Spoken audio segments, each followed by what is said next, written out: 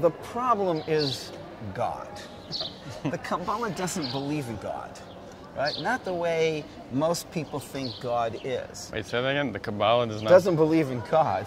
The word G-O-D suggests for people a personality, some guy in the sky somewhere over there looking down at us. Right. And that's not what the Kabbalah describes as God, and that's not even what the Torah describes as God. The truth is, if you open up the Torah, you won't see the word God, because the Torah is written in Hebrew, and the word that has been translated as God is the Yud, the Hey, the Vav, the Hey. Right. And the question is, what does that word really mean? Okay? Was, is, and will be. Right.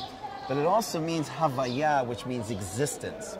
In other words, that word is pointing to ultimate timeless existence, the source of all being.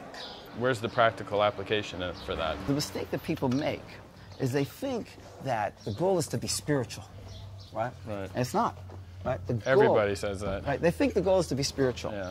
But actually, they think that we're going to take the material and spiritualize it. Right. The Kabbalah teaches that our goal is to take the spiritual and materialize it. What do you mean by that? In other words, love. Love is very spiritual. Love is very abstract. My job is to take love and turn it into a hug.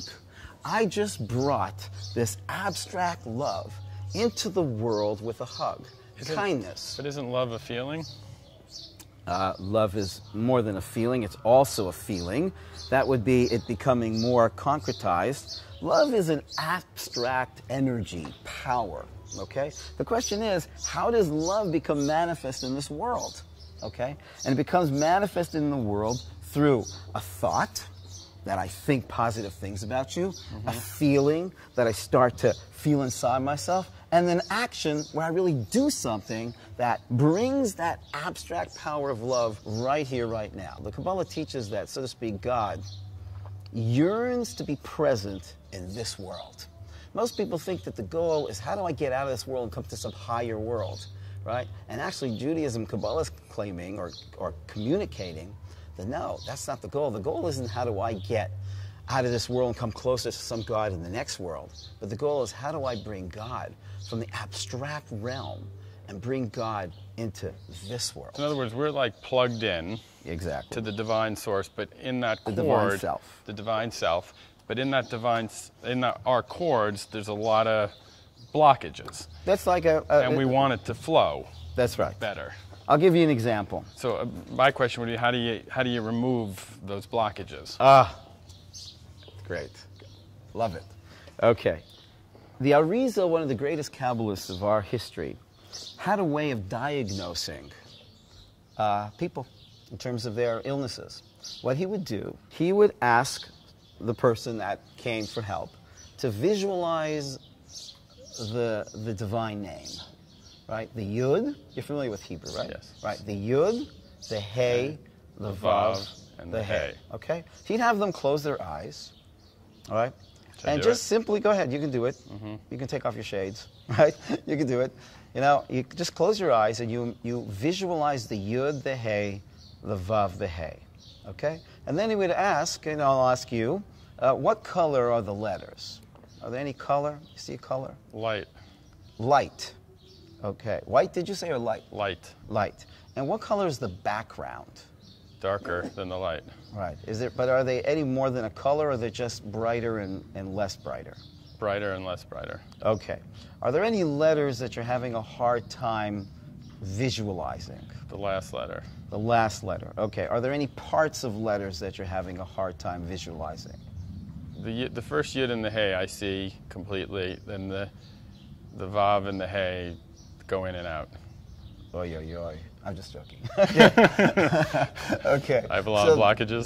So the Arizal, based on your ability to visualize the name of God, could then tell you what it is, right, that you're not doing in your life. In terms of how do we personally deal with that, we can only deal with that in a general way, right?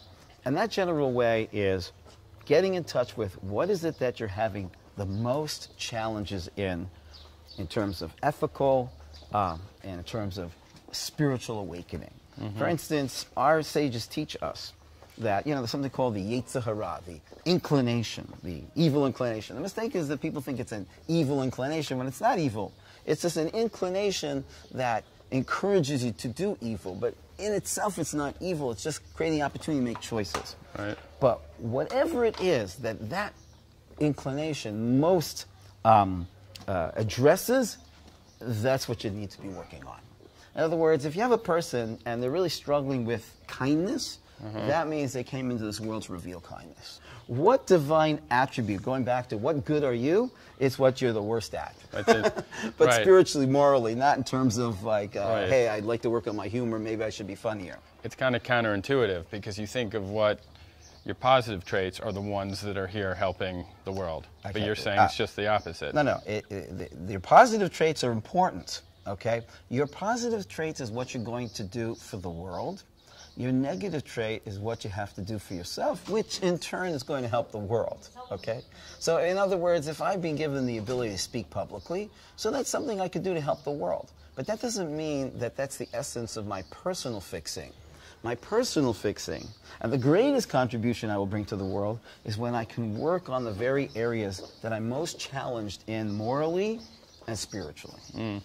Okay? That's a great lesson. Tough lesson.